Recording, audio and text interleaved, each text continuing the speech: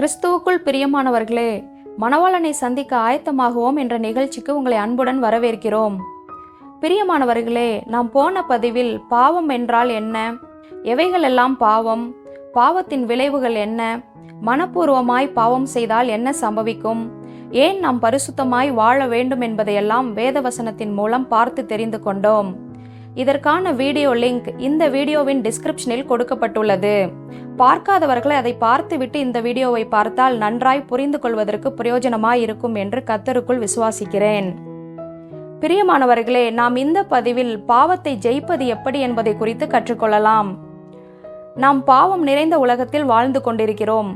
எங்கே திரும்பினாலும் பாவம் செய்வதற்கான வாய்ப்பு உண்டு. பாவத்தை நாம் தேடி போன நாட்கள் போய் பாவமே நம்மை தேடி வருகின்ற நாட்களில் வாழ்ந்து கொண்டிருக்கிறோம். இருந்த இடத்திலேயே கர்த்தருக்கு பிரியமில்லாத அருவருப்பான காரியங்களை பார்க்கவும் சிந்திக்கவும் முடிகிற அளவுக்கு டெக்னாலஜி நிறைந்த உலகத்தில் வாழ்ந்து கொண்டிருக்கிறோம். பவுல் கலாத்தியருக்கு எழுதும்போது சொல்லுகிறார், இப்பொழுது இருக்கிற இந்த பிரபஞ்சம் பொல்லாத பிரபஞ்சம் என்று. எனவே இந்த பொல்லாத உலகத்திலே நாம் பாவத்தை ஜெயித்து வாழ வேண்டும் என்றால் பாவத்திற்கு எதிர்த்து நிற்க வேண்டும், பாவத்திற்கு விரோதமாய் போராட வேண்டும். எந்த அளவுக்கு போராட வேண்டும்? வாசிப்போம். எபிரேயருக்கு எழுதின நிருபம் 12ஆம் அதிகாரம் 4ஆம் வசனம். பாவத்திற்கு விரோதமாய் போராடுகிறதில் இரத்தம் சிந்தப்படத்தக்கதாக நீங்கள் இன்னும் எதிர்த்து நிற்கவில்லையே என்று பவுல் இப்படியாக சொல்லுகிறார். பிரியமானவர்களே, நாம் இந்த வசனத்தில் வாசித்தபடி எப்படியாவது நம்முடைய சரீரத்திலே பாடுகளையும் வேதனைகளையும் சகித்தாவது பாவத்திற்கு விரோதமாய் போராடிதான் ஆக வேண்டும். இதை நாம் தான் செய்ய வேண்டும். உதாரணமாக, நம்முடைய வயிற்று பசிக்காக நாம் தானே சாப்பிடுகிறோம். அதே போல நாம் பாவத்தை ஜெயித்து நித்திய ஜீவனை பெற்றுக்கொள்ள வேண்டும் என்றால் நாம் தான் பாவத்திற்கு எதிர்த்து நின்று பாவத்தை செய்யாமல் இருக்க வேண்டும். இப்படி பாவத்திற்கு எதிர்த்து நின்று வாழ்வது மிகவும் கடினமான காரியம்தான். நம்முடைய கிறிஸ்தவ வாழ்க்கையிலே வாரம் வாரம் சபைக்கு சென்று ஆராதனை செய்கிறோம், ஜெபிக்கிறோம், உபவாசிக்கிறோம், காணிக்கை கொடுக்கிறோம், ஏன் ஊழியம் கூட செய்கிறோம். இவைகள் எல்லாவற்றையும் ஈஸியாக செய்து விடுகிறோம். ஆனால் பாவத்திற்கு மாத்திரம் எதிர்த்து நின்று போராடி ஜெயிக்க முடியவில்லை. ஆனால் நம்முடைய கர்த்தராகிய இயேசு கிறிஸ்து பவுல் மூலமாய் ரோமருக்கு எழுதும்போது இப்படியாக சொல்கிறார், நாம் கிருபைக்கு கீழ்ப்பட்டிருக்கிறபடியால் பாவம் நம்மை மேற்கொள்ள மாட்டாது என்று. இப்படிப்பட்ட நம்பிக்கையான வார்த்தையை ஆண்டவர் நமக்கு சொல்லி இருக்கும் போது நம்மால் பாவத்தை மேற்கொள்ள முடியும் என்ற விசுவாசம் நமக்குள்ளாக காணப்பட வேண்டும். பிரியமானவர்களே, நாம் நன்றாய் புரிந்து கொள்ள வேண்டும், பாவத்தை விட பரிசுத்தம்தான் பெரியது. சாத்தானை விட வானத்தையும் பூமியும் உடையவரான சர்வ வல்லமையுள்ள தேவனாகிய கர்த்தர் தான் பெரியவர். எனவே பாவத்தை பெரிதாய் எண்ணிக்கொண்டு அவைகளை மேற்கொள்ளவே முடியாது என்ற எண்ணங்களை நம்முடைய சிந்தனையில் இருந்து நீக்கிவிட்டு நமக்காக ஜீவனை கொடுத்து நேசித்த கிறிஸ்துவனுடைய வார்த்தைக்கு கீழ்ப்படிந்து அவரை நேசித்து அவரை கனப்படுத்தி வாழ வேண்டும் என்று நினைத்து பிரயாசப்படும் போது நம்மால் பாவத்தை ஜெயித்து வாழ முடியும். ஆனால் பிரியமானவர்களே, நம்மில் அநேகருடைய பிரச்சனை என்னவென்றால், நீங்கள் சொல்வதெல்லாம் சரிதான், ஆனால் என்னால் பாவத்தை ஜெயிக்க முடியவில்லையே, எப்படி பார்த்தாலும் மறுபடியும் பாவம் செய்து விடுகிறேன், சில நேரங்களிலே தவறு செய்ய வேண்டிய சூழ்நிலை வந்து விடுகிறது. சுபாவ ரீதியான தவறுகள், சிந்தனை ரீதியான தவறுகள், செயல் ரீதியான தவறுகள், அடிமைத்தனமான பாவங்கள், இப்படி ஏதாவது ஒரு பாவத்தை செய்து விடுகிறேன். நானும் எவ்வளவோ முயற்சி செய்து பார்க்கிறேன், முடியவில்லையே. நான் எவ்வளவோ மனதை உறுதிப்படுத்தி கொண்டு தீர்மானங்களை எடுத்து பார்க்கிறேன், ஆனாலும் முடியவில்லையே என்று புலம்பிக் கொண்டிருக்கிற அநேகரை பார்க்க முடியும். இதற்கான பதிலை நாம் வேதத்திலிருந்து பார்த்து விடலாம். இதோ 7 காரியங்கள். முதலாவதாக, நம்முடைய வாழ்க்கையை குறித்ததான நோக்கமும் தரிசனமும் நமக்கு காணப்பட வேண்டும். 1 தெசலோனிக்கேயர் 4ஆம் அதிகாரம் 3 மற்றும் 7ஆம் வசனத்தை வாசிக்கும் போது நாம் பரிசுத்தம் உள்ளவர்கள் ஆக வேண்டும் என்பதே தேவனுடைய சித்தமாயிருக்கிறது. தேவன் நம்மை அசுத்தத்திற்கல்ல பரிசுத்தத்திற்கே அழைத்திருக்கிறார் என்பது நம்முடைய நோக்கமாய் காணப்பட வேண்டும். லேவியராகமம் 19ஆம் அதிகாரம் 2ஆம் வசனம் இப்படியாக சொல்லுகிறது, உங்கள் தேவனும் கர்த்தரும் ஆகிய நான் பரிசுத்தர், ஆகையால் நீங்களும் பரிசுத்தராய் இருங்கள் என்று நம்முடைய தேவனாகிய கர்த்தர் சொல்லியிருக்கிறார். எனவே நாம் பரிசுத்தமாய் வாழ வேண்டும் என்பதே நம்முடைய நோக்கமும் விருப்பமுமாய் காணப்பட வேண்டும். இயேசு மத்தேயு 5ஆம் அதிகாரத்தில் இப்படியாக சொல்லியிருக்கிறார், நீங்கள் பூமிக்கு உப்பாய் இருக்கிறீர்கள் என்று. இப்படி உப்பாய் இருக்க வேண்டிய நாமே சாரமற்று போனால் யாருக்கு பிரயோஜனப்பட முடியும்? அதே போல நீங்கள் உலகத்துக்கு வெளிச்சமாய் இருக்கிறீர்கள் என்று இயேசு சொல்லியிருக்கிறார். இப்படி உலகத்துக்கு வெளிச்சமாய் இருக்க வேண்டிய நமக்குள்ளே பாவ இருள் காணப்பட்டால் நாம் எப்படி ஒளி வீச முடியும்? சற்று சிந்தித்து பார்த்து பாவத்தை விட்டு விலகி பரிசுத்தமாய் வாழ்வதே நம்முடைய பிரதான நோக்கமாய் இருக்க வேண்டும். உதாரணமாக நாம் தானியேலை குறித்து பார்க்கும்போது, பாபிலோனின் ராஜாவாகிய நேபுகாத் நேச்சார் எருசலேமுக்கு வந்து தானியேலை சிறைப்பிடித்து கொண்டு போன போது, தானியேல் ராஜாவின் போஜனத்தினாலும் அவர் பானம் பண்ணும் திராட்சை ரசத்தினாலும் தன்னை தீட்டுப்படுத்தலாகாது என்று தன் இருதயத்தில் தீர்மானம் பண்ணிக்கொண்டு தன்னை தீட்டுப்படுத்தாதபடி பிரதானிகளின் தலைவனிடத்தில் வேண்டிக் கொண்டான். பாருங்கள், கர்த்தருடைய பிரமாணத்தை நன்றாய் அறிந்திருந்த தானியேல், நான் எருசலேமில் இருந்தாலும் சரி, பாபிலோனில் இருந்தாலும் சரி, எந்த காரியத்தினாலும் எந்த போஜனத்தினாலும் என்னை நான் தீட்டுப்படுத்திக் கொள்ள மாட்டேன் என்று தன் இருதயத்திலே தீர்மானம் பண்ணிக்கொண்டு பரிசுத்தமாய் வாழ்வதே தானியேலின் நோக்கமாயிருந்தது. அதே போல யோசேப்பை குறித்து நாம் எல்லோருக்கும் தெரியும் அல்லவா? இப்படி இருக்க நான் இத்தனை பெரிய பொல்லாங்குக்கு உடன்பட்டு தேவனுக்கு விரோதமாய் பாவம் செய்வது எப்படி என்று சொல்லி தன் வஸ்திரத்தை கூட விட்டுவிட்டு வெளியே ஓடிப்போனார். இங்கே யோசேப்புடைய நோக்கமெல்லாம் தேவனுக்கு விரோதமாய் பாவம் செய்துவிடக் கூடாது என்பதுதான். இப்படி வேதாகமத்திலே அநேகரை பார்த்து கொண்டே போகலாம். பிரியமானவர்களே, இதை கேட்டுக்கொண்டிருக்கிற நம்முடைய நோக்கம் என்னவாய் இருக்கிறது? ரோமர் 5ஆம் அதிகாரம் 8ஆம் வசனத்தில் வாசிக்கிறபடி, நாம் பாவிகளாய் இருக்கையில் கிறிஸ்து நமக்காக மரித்து அவர் நம்மேல் வைத்த தமது அன்பை விளங்க பண்ணினாரே. இப்படி செய்த இயேசு கிறிஸ்து பரிசுத்தர், ஆகையால் நாமும் பரிசுத்தமாய் வாழ வேண்டும் என்பதே நம்முடைய நோக்கமாய் காணப்பட வேண்டும். இரண்டாவதாக, தேவனோடு உள்ள உறவில் வாழ வேண்டும்.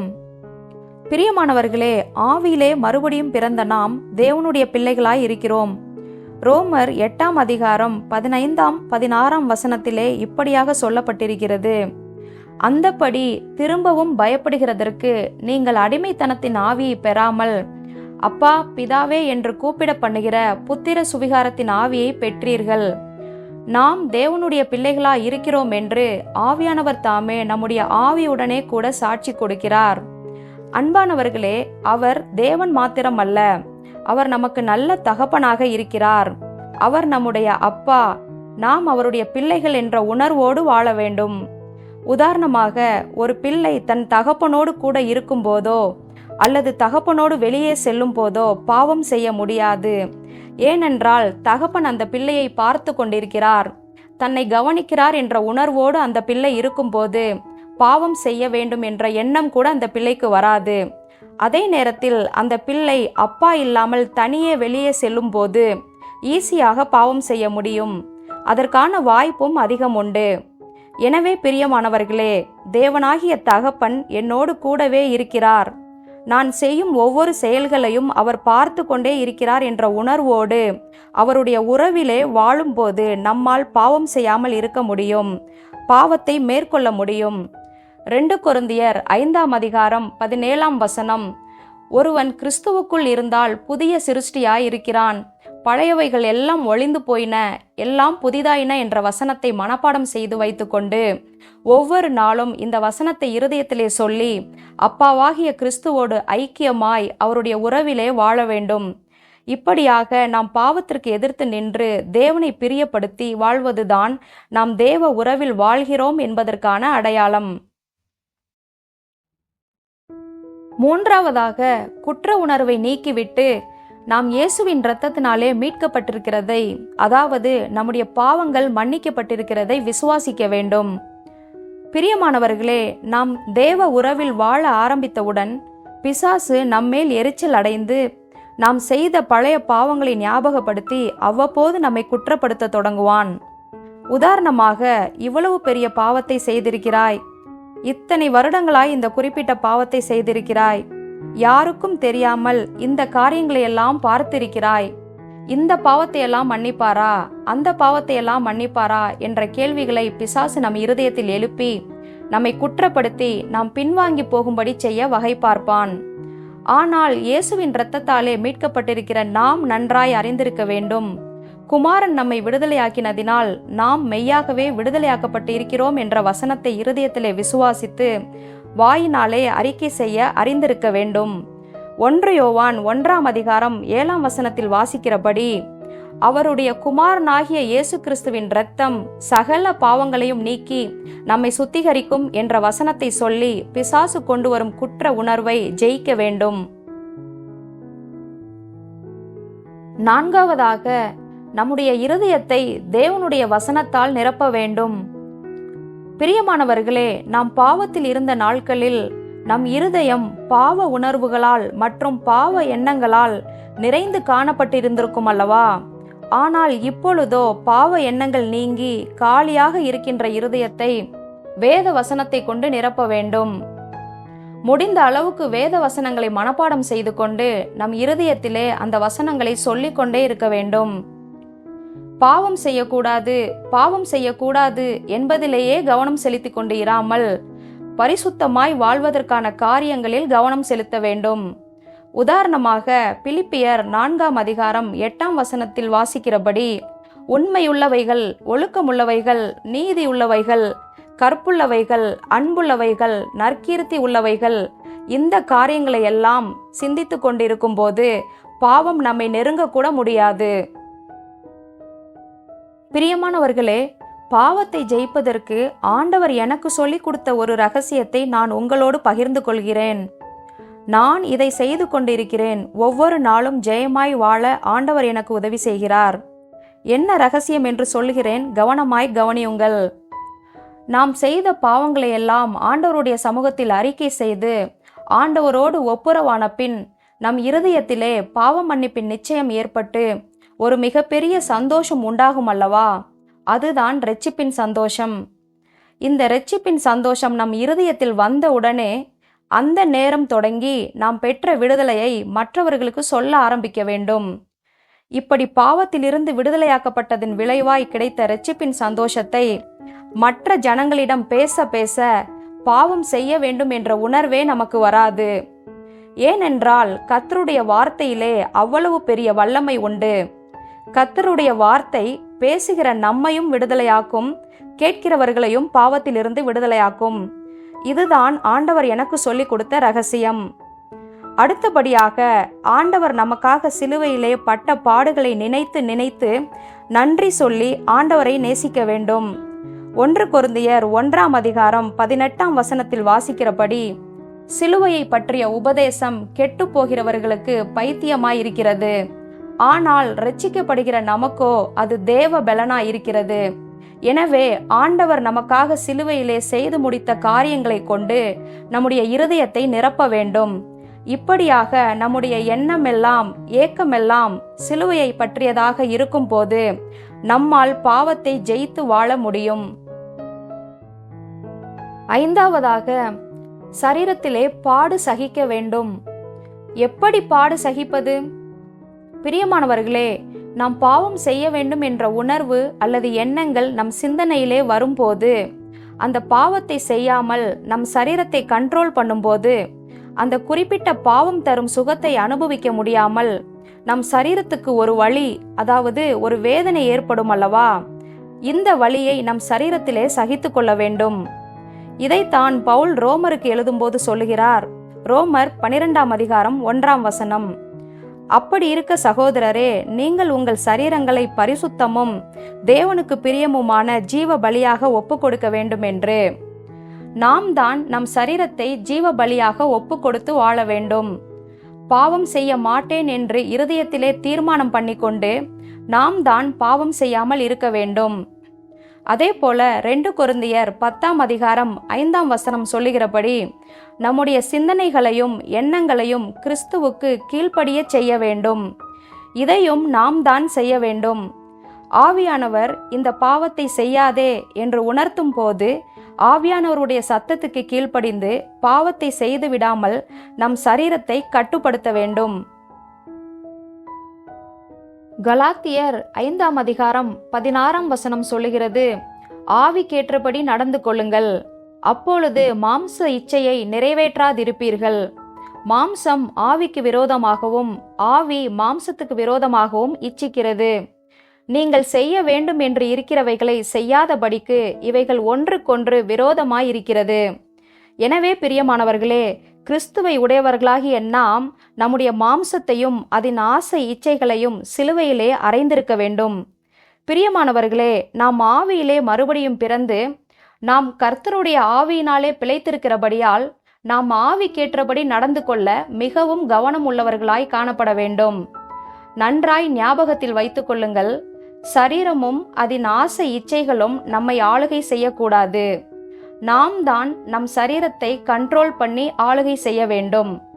நாம் இப்படி செய்யும் போது பாவத்தை ஜெயித்து வாழ முடியும். ஆறாவதாக, மறுபடியும் பாவத்தில் விழுந்து விட்டாலும் உடனே எழுந்து தூசியை தட்டிவிட்டு ஆவிக்குரிய ஓட்டத்தில் தொடர்ந்து இலக்கை நோக்கி ஓட வேண்டும். பிரியமானவர்களே, நாம் ஆவிக்குரிய ஓட்டத்தில் நன்றாய் ஓடிக்கொண்டிருக்கும் போது என்றாவது ஒரு நாள் ஏதோ ஒரு சந்தர்ப்பத்தின் நிமித்தமோ அல்லது ஒரு சூழ்நிலையின் காரணமாகவோ ஒரு பாவத்தை செய்துவிட்டோம் என்றால் என்ன செய்ய வேண்டும்? நேரடியாக தாமதிக்காமல் ஆண்டவருடைய சமூகத்துக்கு வந்துவிட வேண்டும். மிகுந்த மனஸ்தாபத்தோடு செய்த பாவத்தை ஆண்டவரிடம் அறிக்கையிட வேண்டும்.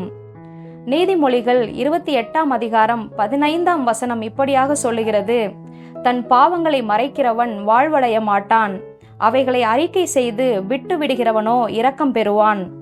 எனவே பிரியமானவர்களே, நான் மறுபடியும் பாவம் செய்துவிட்டேன், இனி எனக்கு மீட்பே இல்லை, இனிமேல் ஆண்டவர் என்னை மன்னிக்கவே மாட்டார் என்று சொல்லி நமக்கு நாமே முடிவெடுத்து கொள்ளாமல் ஆண்டவருடைய கிருபையை நாட வேண்டும். ஆண்டவரோடு பேசி ஒப்புரவாக வேண்டும். ஆண்டவரிடம் கிருபையை பெற்றுக்கொண்டு நமக்கும் ஆண்டவருக்கும் உள்ள உறவை சரி செய்ய வேண்டும். பாவத்தில் விழுந்துவிட்டேன் என்று சொல்லி விழுந்த இடத்திலேயே கிடந்து மீண்டும் மீண்டும் பாவம் செய்யாமல் எழுந்து பாவத்தை உதறி தள்ளிவிட்டு ஆண்டவர் விரும்புகிற பரிசுத்தமான வாழ்க்கையை தொடர வேண்டும்.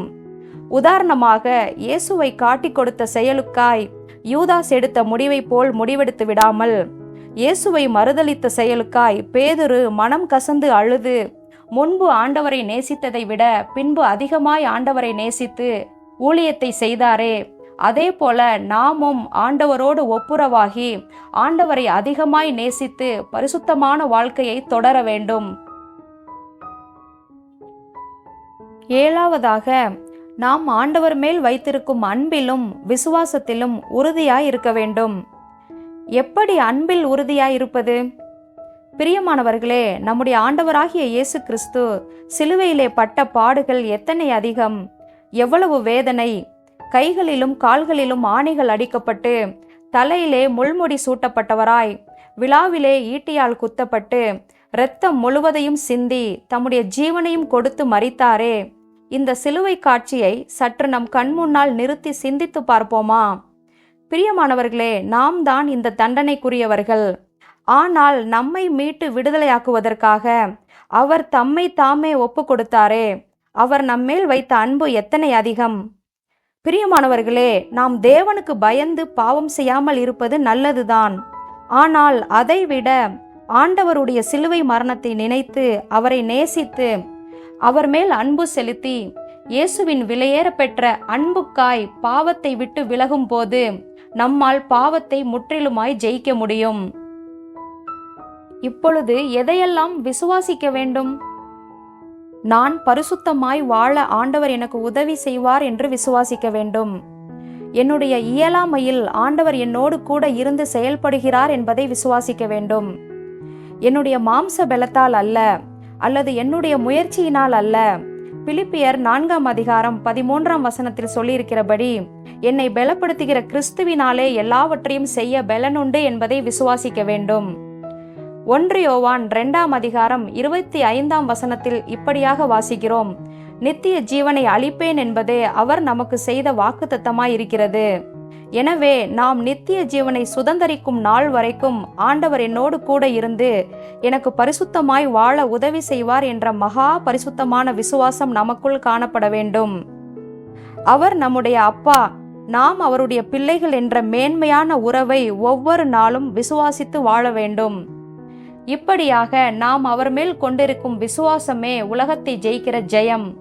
தேவனால் பிறப்பதெல்லாம் உலகத்தை ஜெயிக்கும் என்று சொல்லப்பட்டிருக்கிற வேத வசனத்தின்படி நாம் மகா உன்னதமான தேவனுடைய பிள்ளைகள் ஆனபடியினால் நம்மால் பாவத்தை ஜெயித்து பரிசுத்தமாய் வாழ முடியும் என்று விசுவாசிக்க வேண்டும்.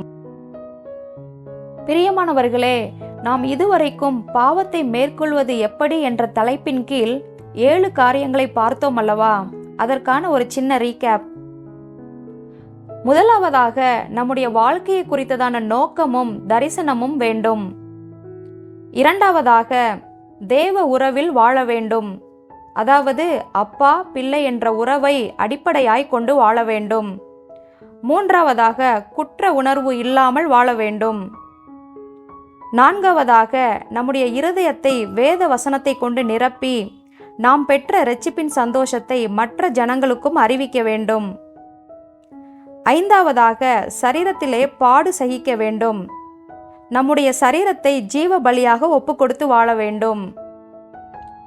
ஆறாவதாக, ஒருவேளை பாவத்தில் விழுந்து விட்டாலும் உடனே எழுந்து பாவத்தை உதறி தள்ளிவிட்டு பரிசுத்த வாழ்க்கையை தொடர வேண்டும்.